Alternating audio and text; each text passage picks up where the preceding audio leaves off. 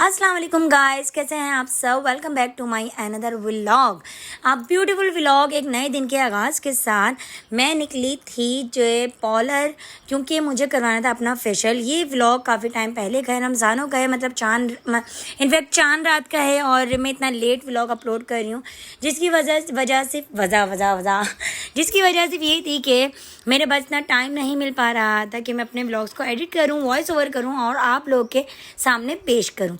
तो यहाँ पे मैं निकली थी पॉलर, जो उस पॉलर में जहाँ पे मैं फ़र्स्ट टाइम जा रही थी। लिटरली इसमें अजीब फील करने की बात नहीं, क्योंकि मैं पॉलर्स वगैरह नहीं जाती हूँ। मतलब फेशियल भी करना होता है तो मैं घर में ही फेशियल कर लेती हूँ, और वो भी बहुत महीने गुजर जाने के बाद, क्योंकि इतना ज़्यादा टाइम ही नहीं मिल पाता तीनों बच्चों में कि मैं अपने फेशियल करूं। मतलब वैसे रेगुलर बेसिस पे मैं फेस वॉश अच्छे ले लेती हूँ, या फिर ऐसे ही कुछ भी फेस पर कुछ भी अप्लाई कर लिया, कभी दही या कुछ भी एनीथिंग एल्स। बट आज मैं पहुंची थी सना सारा सैलून, और यहाँ का माहौल बहुत ही ज़बरदस्त था। मैं लिटरली यहाँ पे फर्स्ट टाइम आई थी, क्योंकि मैंने आपको बताया, क्योंकि मैं काफ़ी ज़्यादा पॉलर्स को अवॉइड करती हूँ जाना, क्योंकि हमारी स्किन के टेक्सचर के बारे में हमसे ज़्यादा किसी और को नहीं पता होता।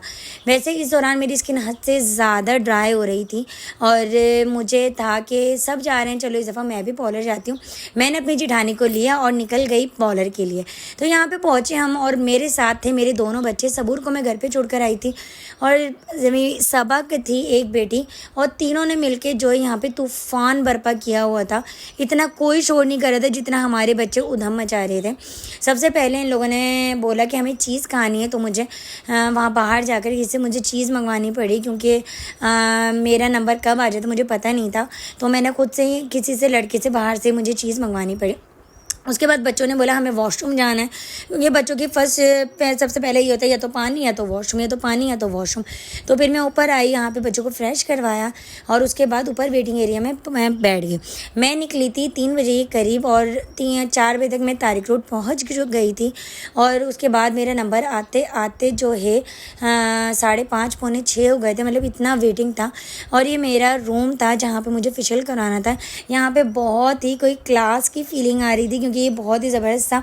इन्होंने हर रूम्स बनाए हुए थे जहाँ पे इन्होंने हर फैसिलिटी हमें दी हुई थी। और यहाँ पे मेरे बच्चे ऐसे अंगड़ाइयाँ ले रहे हैं जैसे इन्होंने फेशियल करवाना है। और वो जो इसने मेरे फेशियल करना था वो इतनी ज़्यादा मुझसे इरिटेट हो रही थी ना, क्योंकि मेरे बच्चे और मुझे बार बार बोलना पड़ रहा था, मुझे उठना पड़ रहा था।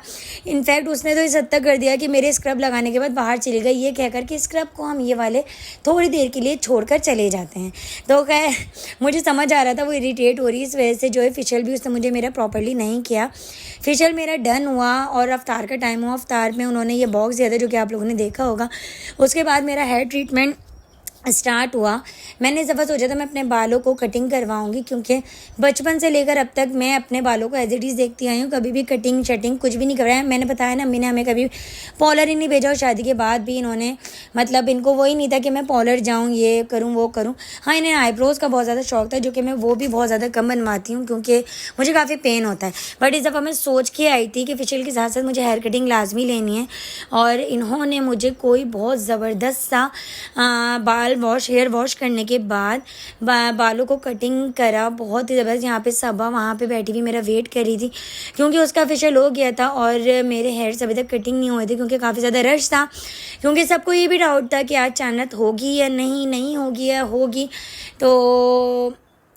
तो यहाँ पे मेरे कटिंग होना बाल स्टार्ट हुए, और मुझे देख कर ऐसे हौल उठ रहे थे। कसम से ऐसा लग रहा था इतने लंबे लंबे बाल कटे हैं जैसे मेरी जान निकले जा रही है। मैंने उनको बोला कि देखिए मैं ये बाल उठा के ले जाऊँगी, तो उन्होंने एक नॉर्मल से जवाब दिया कि क्यों आपको समंदर में डालना है। मैंने कहा नहीं ऐसी कोई भी बात नहीं है। वैसे नॉर्मली जो ये लोग सोचा करते हैं कि अपने बालों को ऐसी चीज़ों को समंदर में डालें, तो प्लीज़ इन चीज़ों को अवॉइड किया करें।